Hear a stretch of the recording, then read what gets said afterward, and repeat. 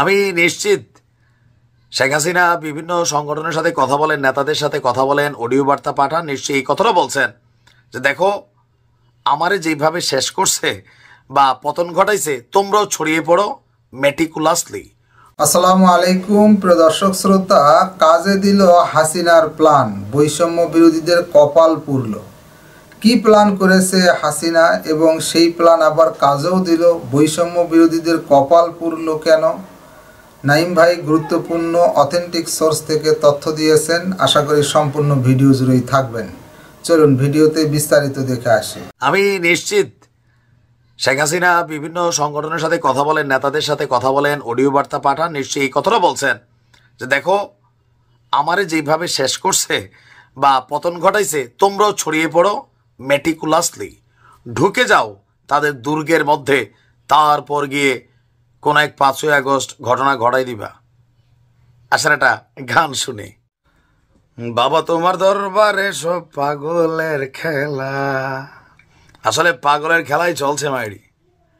মানে যে কৌশলে আওয়ামী লীগকে ঘায়েল করেছিল জামাত ইসলাম প্লাস হচ্ছে শিবির অথবা ধরেন সমন্বয়করা যারা বিভিন্ন দলের সাথে কানেক্টেড, তো একই খেলা এখন ছাত্রলীগ, যুবলীগ, আওয়ামী লীগ শুরু করেছে। অনেকটা কাটা দিয়ে কাটা তোলার মতন। আমাদের কুমিল্লার ভাষায় বলে দেখলাম কার থেকে, তোমার থেকে, শিখলাম কার থেকে, তা তোমার থেকেই। ঘটনার প্রেক্ষাপট এই যে এই মুহূর্তে সারা বাংলাদেশে সবচেয়ে শক্তিশালী সংগঠনটার নাম কি? বৈষম্য বিরোধী ছাত্র পরিষদ বা যেই সংগঠনটা আছে এই মুহূর্তে, জাতীয় নাগরিক কমিটি বা আমাদের উপদেষ্টারা যারা আছেন, এইটা হচ্ছে তাদের মেইন গোড়া। সেই গোড়ার মধ্যেই মেটিকুলাসলি ঢুকে পড়েছে ছাত্রলীগ। মজার বিষয় দেখেন, পটুয়াখালীর মহিপুর থানার একসময়ের জয় বাংলা ক্লাবের সভাপতি এবং বঙ্গবন্ধু স্মৃতি সংসদ ও বঙ্গবন্ধু স্মৃতি পাঠাগারের কলাপাড়া উপজেলা শাখার সাধারণ সম্পাদক মোহাম্মদ রাকিব মুসল্লি এই মুহূর্তে সাভার উপজেলা বৈষম্য বিরোধী ছাত্র আন্দোলনের যুগ্ম আহ্বায়ক পদ পেয়েছেন। আর এ নিয়ে যে কমিটি ঘোষিত হয়েছে, এই কমিটি নিয়ে অলরেডি বাতিল করার জন্য আবেদন আসছে, সংবাদ সম্মেলন হয়ে গেছে, অনেকে সেই কমিটি থেকে পদত্যাগ করছেন।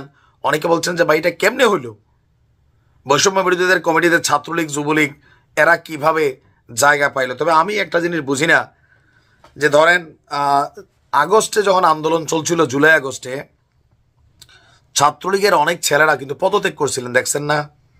এর মধ্যে কিন্তু সার্জিসও একজন পদত্যাগ করছে কিনা জানি না, হাসনাত, এরা কিন্তু একসময় ছাত্রলীগ ছিল। তো তারা যদি পরিবর্তন হইয়া একটা দলের, একটা রাজনৈতিক দলের প্রধান হতে পারে, তাহলে এই ছেলেটা সেও তো ওই সময় পদত্যাগ করুক না করুক, হয়তো মনে মনে আওয়ামী লীগের প্রতি তার ঘৃণা জন্মাইছিল, বৈষম্য বিরোধী ছাত্র আন্দোলনে ভূমিকা রাখছিল। এখন তার এক্স রাজনৈতিক পরিচয় নিয়ে সে একটা ভালো জায়গা পাইছে, এটাতে ভাই তোমাদের জলে কেন? বলতেছে না কালসাপরে বিশ্বাস করা যায়, আওয়ামী লীগরে বিশ্বাস করা যায় না, ছাত্রলীগরে করা যায় না, তো সার্জিসরে করছেন না? এই ছেলেটার একটু চান্স দিয়ে দেখেন, হয়তো মনে মনে সে অনেক পরিবর্তন হয়েছে। আবার অনেক জায়গায় আমরা দেখেছি যে এই আন্দোলনের সময় পোলাপাইন কিন্তু পরিবর্তন হয়েছিল। আচ্ছা, এখন তার বিরুদ্ধে আরেকটু অভিযোগ হচ্ছে যে পটুয়াখালী 4 আসনের সাবেক সংসদ সদস্য এবং প্রতিমন্ত্রী অধ্যক্ষ মহিবুর রহমান এবং তার স্ত্রী কলাপাড়া উপজেলা আওয়ামী লীগের আহ্বায়ক ফাতেমা আক্তার রেখার ঘনিষ্ঠ ছিলেন রাকিব মুসল্লি।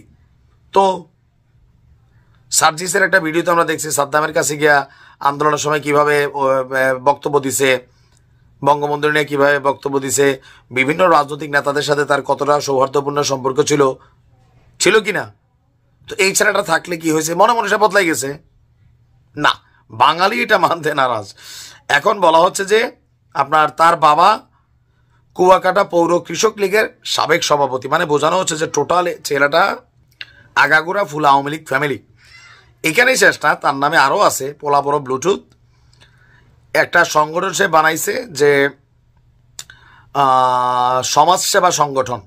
তো এই সংগঠনের আড়ে চাঁদাবাজি করত, ব্যবসায়ী সাধারণ মানুষকে জোর করে এখানে টাকা দিতে বাধ্য করত। এছাড়া বিএনপি জামাতিদের মিথ্যা মামলায় জড়িয়ে হয়রানিও করতেন রাকিব। তো কিভাবে সে এখন এত বড় একটা পদ বাগায় নিতে পারে। এটা নাকি ভুল তথ্য কে জানে, বাট সেই ঘটনা ঘটাই দিছে মেটিকুলাসলি। প্রিয় দর্শক শ্রোতা, এই বিষয়ে আপনার মতামত থাকলে লিখবেন। আজকে এই পর্যন্তই। আল্লাহ হাফেজ।